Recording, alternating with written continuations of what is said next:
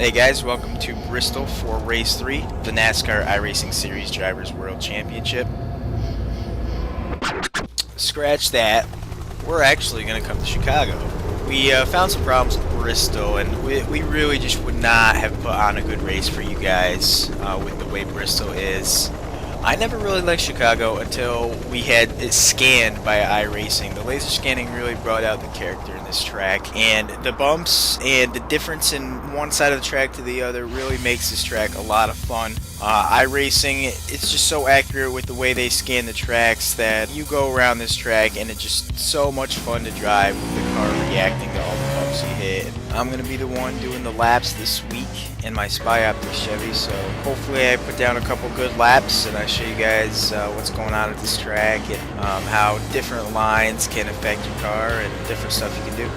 So I'm going to come off turn 4, full throttle as hard as I can, come out to the wall as close as I can off turn 4. You're going to see me hit about 202 miles per hour into turn 1. This place has a lot of speed. That's without draft, so add a couple miles per hour if I have someone in front of me that I'm drafting tonight in the race. So coming off turn 2, down the back stretch, going into turn 3, same thing, go right to the white line, try to hold it down there. You're going to see when I'm going into these corners, I'm putting a lot of wheel into it on entry, and then as soon as I start to get back on the throttle, I'm going to unwheel the car. That's just because the throttle is what's making this car turn. So obviously when I'm on the brake center in the corners, the car is not going to want to turn by itself. Once I start getting on the throttle, I unwind the wheel, the car comes up off the corner, gets on the right rear, and kind of rolls off nice and smooth. Both sides of the track, really, you're going to stay low. 1 and 2, it's a little bit smoother than 3 and 4. There is a little bit more of a high line in 1 and 2, which I'll show you, but 3 and 4 definitely you're going to want to stay low.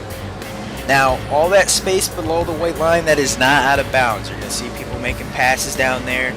I could have ran down there and gained about maybe a couple hundredths on my lap time here, but it's not totally necessary. It does upset the car a little bit when you come back onto the banking, and it makes it hard to hit turn 1 right.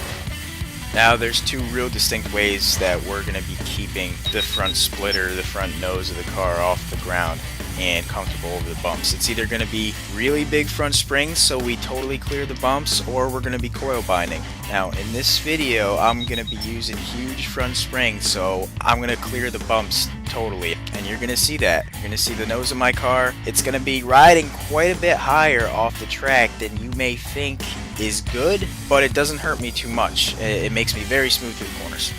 Pit road seems like it is miles and miles on the inside of the track. When you're going at speed around 3 and 4 and you have to come into pit, man, I remember so many times just driving through the grass and missing pit road. You have to slow down to 45 miles per hour and you have to crank it way left.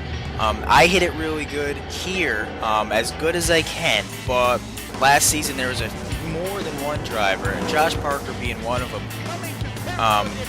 Really, he got into the pits with someone else, and it's just getting on the brakes here is so tough, and pit road is so slow. It's just a very difficult pit road entry to manage. For a few miles here at Chicago, we can go about 55 laps, give or take a couple depending on cautions. One important note is when you see us pit late in the race, we're not going to be filling up. The lower the fuel we have in the tank, the faster we're going to go. So at the end of the race, we're going to need fresh tires every maybe 15 or 20 laps, but we're not going to want to fill up. Now I'm going to take another lap here. I'm actually going to run a lane or 2 up the track and both sides of this track. I want to show you guys that you can run up here. The car does react a little bit different. 1 and 2, if someone gets under me and my car is pretty good, I can actually hold the middle and high line very well. I could usually hold them off if I hit it really good. But if my car is a little bit out of control, then I won't be able to. Now, 3 and 4 is a little bit different. 3 and 4, if you are getting passed and you have to run the middle and high line, you're okay on entry. But from apex to exit of 3 and 4, the car gets really, really loose. That wall comes up to bite you even when you're exiting low. When you're up high, you really got to pinch the car in order to get it straightened out to come off the corner. Next week we've got Vegas, and the schedule's going to stay that way next week. That track is a lot like this track, the same strategies and racing you'll see there as you do tonight here at Chicago. I got to thank you guys again, and looking forward to next week.